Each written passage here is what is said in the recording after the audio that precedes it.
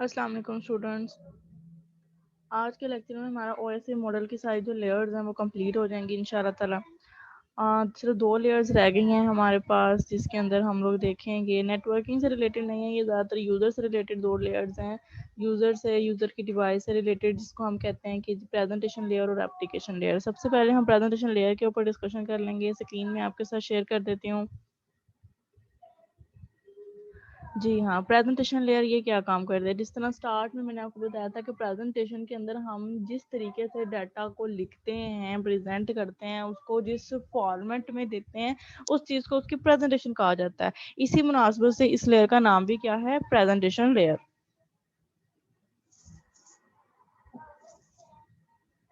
Presentation layer is concerned with the syntax and semantics of the information exchange between two systems। ठीक है, ये पहले भी हमने डिस्कस किया हुआ है। semantics और syntax क्या होता है, उसके लिखने का तरीका, और semantics उसके अंदर जो भी रूल्स वगैरह of the information exchanged between two system, जब दो systems के दरमियान इंफॉर्मेशन का जो है वो तबादला होता है। इसके बाद कहते हैं, अब फिगर में जो है वो इस चीज़ को दिखाया गया है यहाँ पे कि इसका रिलेशन क्या है सेशन लेयर वगैरह के साथ, और आगे उसकी ये देखें, सेशन लेयर से जो सेंटर साइड के ऊपर एप्लीकेशन लेयर के बाद डाटा प्रेजेंटेशन लेयर के पास आता है। प्रेजेंटेशन लेयर उसके ऊपर अपना हेडर अटैच करके उसके अंदर इंफॉर्मेशन डालती है, डिफरेंट मैकेनिज्म की, उसके सिंटैक्स की, उसके सिमेंटिक्स की, उसके इनक्रिप्शन डिक्रिप्शन की, ये चीज़ें, और आगे दे देती है सेशन लेयर को। और रिसीवर साइड पे वो सेशन लेयर से आके उसके ऊपर से हेडर को उतारा जाता है। आप कह लें कि इंक्रिप्शन को रिमूव किया जाता है और दोबारा से मैसेज को रीडेबल फॉर्मेट में बना दिया जाता है। अच्छा जी, इसके बाद ये सेशन लेयर की जो डायग्राम है ये ऊपर वाली ही है जो हमने पिछली वीडियो में आप लोगों ने देखा होगा सेशन लेयर को, जिसमें हमने कहा था कि हर एक पैकेट को या हर एक फ्रेम को अलग अलग से सिंक्रोनाइज किया जाता है। उसकी ये थोड़ी सी ग्राफिकल डिस्क्रिप्शन है, इसको आप देख लीजिएगा। खैर, अब प्रेजेंटेशन लेयर का क्या काम है? Is responsible for translation, compression and encryption. ये तीनों काम जो उनसे हैं वो कहाँ होंगे? प्रेजेंटेशन लेयर पे होंगे। ट्रांसलेशन से मुराद वो मैसेज उसको अच्छे से डिपिक्ट करना, बताना, लेके आना। कंप्रेशन उसकी साइज को रिड्यूस करना या फिर दोबारा से उसकी क्वालिटी को वैसा ही करना जैसा कि सेंडर ने उसको चेंज किया था, जिसको हम कंप्रेशन कहते हैं। फिर उसके बाद इंक्रिप्शन अप्लाई करना, उसकी सिक्योरिटी को मेंटेन करना, उसके ऊपर कोई ऐसा एल्गोरिथम इंप्लीमेंट कर देना जो उसको उसके फॉर्मेट को चेंज कर दे, ताकि कोई भी अंदर अगर नेटवर्किंग के दौरान कोई भी थर्ड पार्टी जो है वो उसको हैक करती है या फिर उसको हासिल कर लेती है किसी भी तरीके से, तो वो मैसेज उसके लिए रीडेबल फॉर्मेट में ना हो, बल्कि उसको रीड करने का जो इख्तियार है या उसकी की है जो उसको डिक्रिप्ट कर सकती है सक्सेसफुली, वो सिर्फ और सिर्फ उसके अथेंटिक रिसीवर के पास हो। अब बात है कि सम स्पेसिफिक रिस्पॉन्सिबिलिटीज को अगर हम इन चीज़ों को डिटेल से देखें तो ट्रांसलेशन क्या है थोड़ा मैंने आपको डिस्क्राइब कर दिया है, बाकी हम इसको अब रीड कर लेते हैं। ट्रांसलेशन में क्या चीज़ है? The process in two systems are usually exchanging information in the form of character strings। अब ये दो प्रोसेस है मुराद, जो भी प्रोग्राम रन कर रहा है आपकी डिवाइस के ऊपर, और जैसे हमने पहले पढ़ा कि एक से ज्यादा प्रोग्राम्स भी रन कर सकते हैं। ठीक है, information in the form of character, string, number and so on. इसी तरीके से हमारा डाटा हम लोग लिखते हैं, कोई भी चीज़, कोई वीडियोस वगैरह होती हैं, कुछ ऑडियो वगैरह होती है। The information must be exchange two bit stream before being transmitted. अब इनको ट्रांसमिट करने से पहले जो है वो हम लोगों ने बिट्स में कन्वर्ट करना होता है, बिट्स में कन्वर्ट करके बाद में उसके किसी न किसी और सिग्नल में कन्वर्ट करना होता है, फिर ही डाटा ट्रेवल होता है।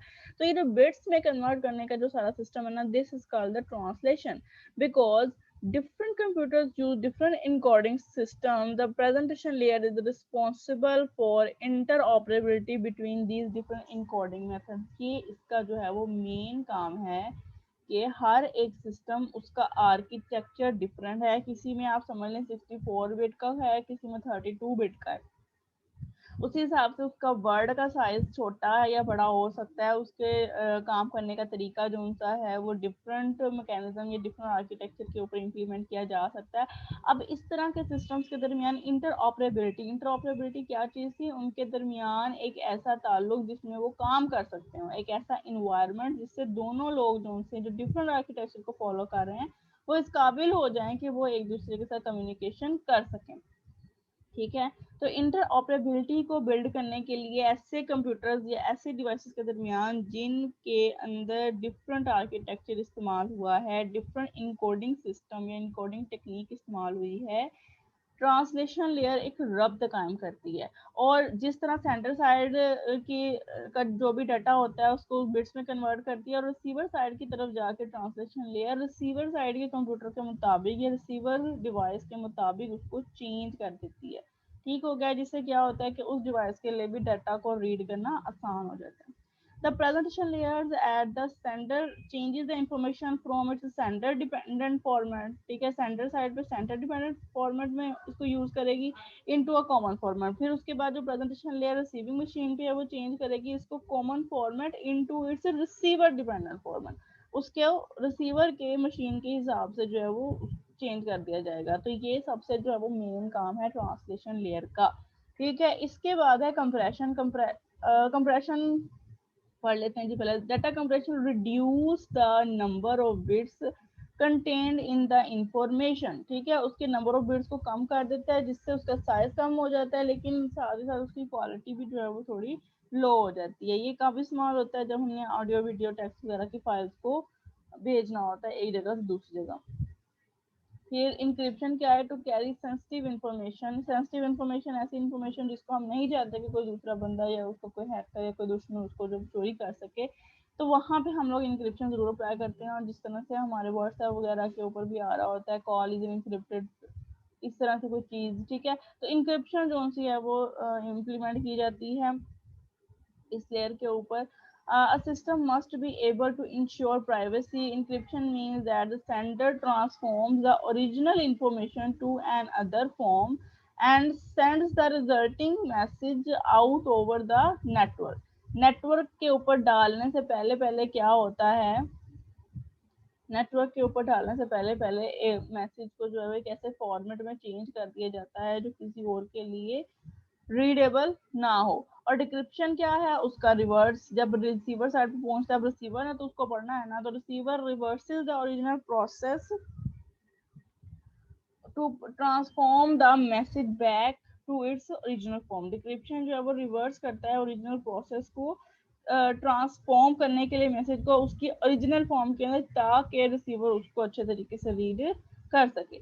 उसके बाद आ जाता है जी एप्लीकेशन लेयर। अब एप्लीकेशन लेयर में क्या है, देखें अभी तक हम लोगों ने सारी बातें जितनी भी डिस्कस की हैं 6 की 6 लेयर्स के हवाले से, उसमें आपको पूरा पता होना चाहिए कि उनमें डिफरेंस क्या है, कौन सी जगह पे कौन से काम हो रहे हैं, हर एक के सेगमेंट्स जो हैं वो उनकी रिस्पॉन्सिबिलिटीज जो हैं वो सारी आपके माइंड में होनी चाहिए। ये सारा जो सा ओएसआई मॉडल और इसकी लेयर्स है ना, ये बेस है हमारी नेटवर्किंग की।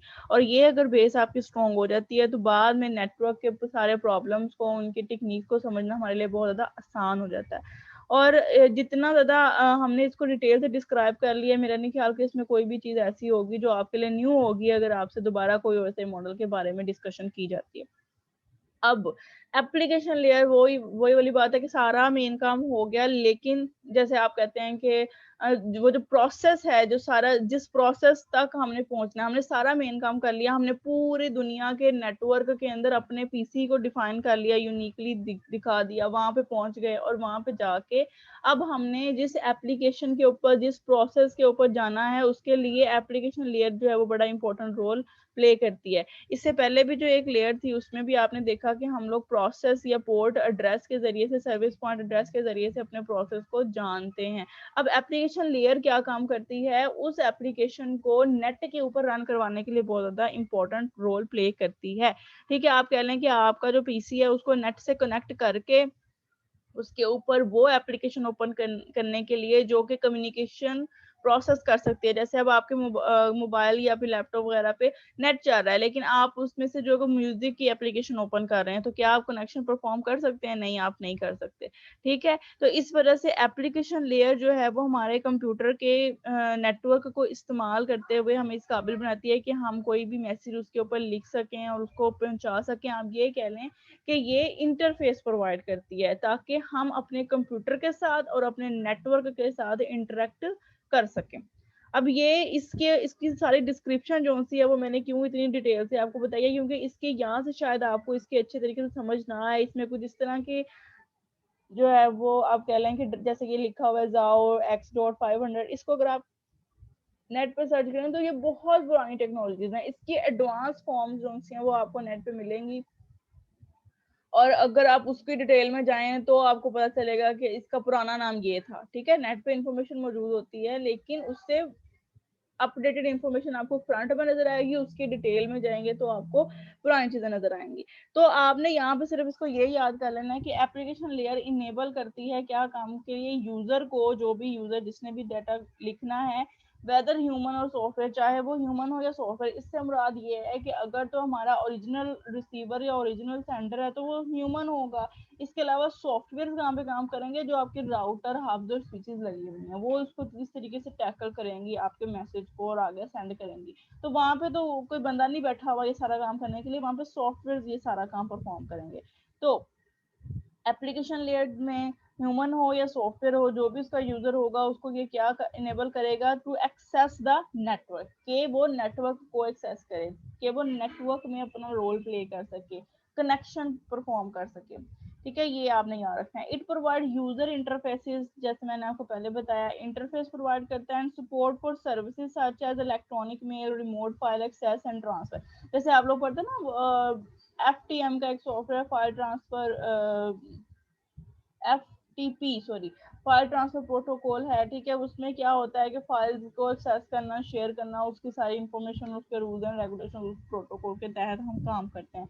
फिर इसके अलावा इलेक्ट्रॉनिक मेल के लिए हम लोग जीमेल वगैरह का इस्तेमाल करते हैं, उसके लिए हमें जिस अकाउंट वगैरह की जरूरत है वो तमाम उसके प्रोटोकॉल्स में आ जाता है। अब ये सारी सर्विसेज जो सी हैं, इंटरफेसेस जो हैं, इस काबिल बनाना यूजर को कि वो क्या कर सके, नेटवर्क के साथ इंटरेक्ट कर सके, सक्सेसफुली अपनी बात पहुंचा सके, ये सारा काम किस लेयर पे होगा जी, एप्लीकेशन लेयर के ऊपर होगा। अब remote file access and transfer, share database management, other types of distributed information services, ये सारा काम कहाँ पे है, एप्लीकेशन लेयर के लिए। एप्लीकेशन लेयर में आप ये जो इसका पहला पैराग्राफ है इसको अच्छे तरीके से याद कर लें, दिस इज इनफ। इसके अलावा ये जो नीचे वाली सारी चीजें हैं इसको आप स्किप कर दें, सिर्फ आपको समझाने के लिए मैं बता देती हूँ कि मैसेज हैंडलिंग की सर्विस क्या होती है। जब आप जैसे ऑटोमेटिकली आपको किसी चीज का रिस्पॉन्स मिलता है, आप किसी को कोई मैसेज करते हैं और वहाँ पे ये टेक्निक यूज हो रही होती है कि आपके मैसेज के बिल्कुल 1 सेकंड के बाद ही आपको रिस्पॉन्स मिलता है और उसमें आपका शुक्रिया अदा किया जाता है या इस तरह की कोई ग्रीटिंग्स वगैरह होती हैं। ठीक है, तो ये मैसेज हैंडलिंग की सर्विस है। डायरेक्टरी की सर्विस क्या होती है कि जो भी कॉल करता है ऑटोमेटिकली उसका record, timing for the call, ये सारी चीज़ें जो है वो ऑटोमेटिकली डायरेक्टरी में सेव होती रहती है। और ये जो ट्रांसफर, एक्सेस और मैनेजमेंट, ये सारा कुछ जो है ये सिर्फ एग्जांपल्स के तौर पे बात की गई है कि एप्लीकेशन लेयर इस तरह के तमाम एप्लीकेशंस बना को जो है सपोर्ट करती है, जो कि यूजर को इंटरफेस प्रोवाइड करते हैं कि वो नेटवर्क के साथ कनेक्ट करें और आगे अपने डाटा को पहुंचाएं। ठीक है, responsible for providing services to the user, user को सर्विसेज प्रोवाइड करती है आपकी एप्लीकेशन लेयर। अब ये यहाँ पे इन्होंने कुछ क्या किए हैं एग्जांपल्स के तौर पे। अब इसकी रिस्पॉन्सिबिलिटीज तो हम नहीं कह सकते, लेकिन हम ये कह सकते हैं कि इसके अंदर ये काम हो सकते हैं। जैसा कि network virtual terminal, network virtual terminal क्या होगा, आपको एक ऐसा सॉफ्टवेयर होगा जो आपको ये इंफॉर्मेशन प्रोवाइड करेगा कि आप किसी भी रिमोट सर्वर के साथ जो है वो कनेक्शन इस्टेब्लिश करें और अपने कम्युनिकेशन को परफॉर्म करें। Simple. File transfer, access and management का ये क्या करेगा जी, allow user to access file in remote host, जिसके साथ आपको कनेक्शन में। अब अच्छा, अब ये रिमोट होस्ट कोई भी किसी भी किस्म का सर्वर हो सकता है, आपका यूट्यूब का सर्वर हो सकता है, कुछ भी।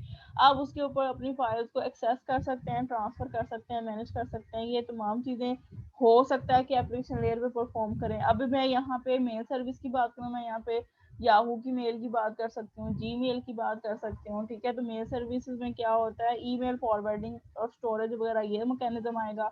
डायरेक्टरी सर्विस में provide distributed database sources and access for global information about various subjects and services। जो भी आप जो है वो परफॉर्म करते हैं अपनी वर्किंग, नेट के ऊपर ब्राउजिंग करते हैं, उसकी सारी डायरेक्टरी जो है वो सेव कर ली जाती है। ये तमाम, अब यहाँ पे आप मजीद इसकी जो इस लेयर की जो है वो फंक्शनलिटी भी लिख सकते हैं। आप इसके अंदर इवन दैट के व्हाट्सएप और फेसबुक को भी लिख सकते हैं कि मैं मैसेजेस सेंड कर सकता हूँ, उसके ऊपर कम्युनिकेशन कर सकता हूँ। आप स्काइप को लिख सकते हैं, मैं वीडियो कॉल कर सकता हूँ। आप जूम को लिख सकते हैं। तो ये बताने का मकसद ये है कि ये इसकी कोई हार्ड एंड फास्ट किस्म की रिस्पॉन्सिबिलिटीज नहीं है।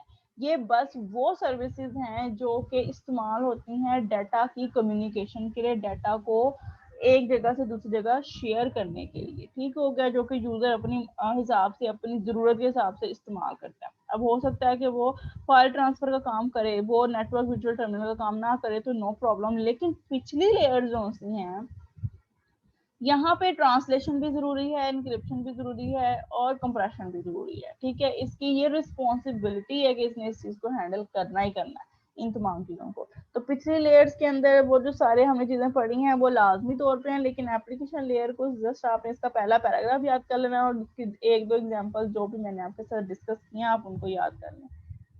ओके स्टूडेंट्स, ओएसए मॉडल हमारा कंप्लीट हो गया। हम इसकी लास्ट जो समरी है इसको डिस्कस कर लेते हैं। अब सारी लेयर्स की पूरी पूरी डिटेल आपने पढ़ ली है। अब इसकी समरी को आपने अपने पास ऐसे रटा लगा लेना है ताकि आपको हमेशा जो है ना फौरी तौर पे चीजें याद आ जाएं कि हमने क्या करना है।